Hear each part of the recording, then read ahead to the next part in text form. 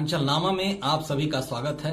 मैं हूं शक्ति प्रकाश श्रीवास्तव। कसम से असम में फिर एनडीए। असम में विधानसभा चुनाव चरम पर पहुंच चुकी सरगर्मियों के बाद आखिरकार संपन्न हो गया। सत्तारूढ़ बीजेपी नेतृत्व वाले एनडीए गठबंधन और कांग्रेस नेतृत्व वाले आईएनडीआईए गठबंधन के बीच कांटे की टक्कर रही। एक तरफ एनडीए जहां अपनी पुनर्वापसी के लिए एड़ी चोटी का जोर लगा रही थी, वहीं आईएनडीआईए गठबंधन एनडीए को हटाकर सत्ता हासिल करना चाहती। हालांकि सत्ता किसको मिलती है ये तो चुनाव नतीजों के बाद तय होगा, लेकिन अगर टीवी चैनलों के ओपिनियन पोल पर यकीन करें तो असम में एक बार फिर एनडीए गठबंधन सत्ता में अपनी वापसी करती दिख रही है। टीवी न्यूज चैनल नेटवर्क 18 पर प्रसारित वोट वाइब ओपिनियन पोल में बीजेपी नेतृत्व वाले एनडीए के लिए असम में एक बड़ी जीत का अनुमान लगाया गया है। मूलतः यह पोल एक चुनावी सर्वे है जिसमें चैनल कुछ आम मतदाताओं से बातचीत करके एक आकलन करता है। उसके आधार पर कयास लगाया जाता है कि अगर यह आकलन सही है तो परिणाम उसके अनुकूल हो सकते हैं। अतीत साक्षी है कि कई बार ऐसे आकलन सही भी साबित हुए हैं और कई बार गलत भी। सर्वे ने मुख्यमंत्री पद के दावेदारों के नाम पर भी एक आकलन तैयार किया।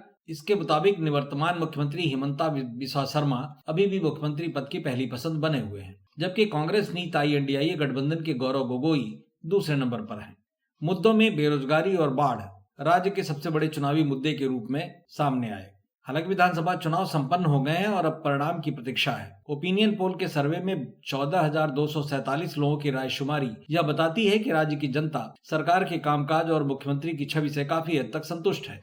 यही वजह है कि मुख्यमंत्री हिमंता बिस्वा शर्मा के नेतृत्व में बीजेपी और एनडीए गठबंधन एक बार फिर राज्य में मजबूत बढ़त बनाए हुए है। ओपिनियन पोल के मुताबिक एनडीए को 126 सदस्यीय विधानसभा में 82 से 92 सीटें मिलने का अनुमान है, जबकि कांग्रेस के नेतृत्व वाले आईएनडीआईए गठबंधन को 30 से 40 सीटें मिल सकती हैं। बदरुद्दीन नजमल की एआईयूडीएफ 2 से 4 सीटों पर सिमटती दिख रही है, जबकि यूपीपीएल को 2 सीटें मिलने की संभावना है। क्षेत्रवार प्रदर्शन की बात करें तो एनडीए सभी 5 क्षेत्रों अपर असम, उत्तर असम, निचली असम, मध्य असम और बराक घाटी में बढ़त बनाए हुए है। हालांकि कांग्रेस को निचली असम और अपर असम, जहां से गौरव गोगोई आते हैं, में कुछ मजबूती मिलने की उम्मीद है। मुख्यमंत्री पद की पहली पसंद के तौर पर हिमंता बिस्वा शर्मा 47.1% वोटों के साथ सबसे आगे हैं, जबकि कांग्रेस नेता गौरव गोगोई 37.3% के साथ दूसरे स्थान पर हैं।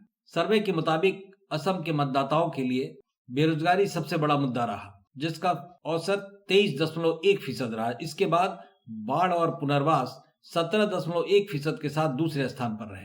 इस तरह ओपिनियन पोल के मुताबिक राज्य की सत्ता पर एक बार फिर बीजेपी नीत एनडीए की सरकार फिर से बनती दिख रही है। हालांकि अंतिम नतीजा तो चुनाव परिणाम के साथ ही स्पष्ट होगा।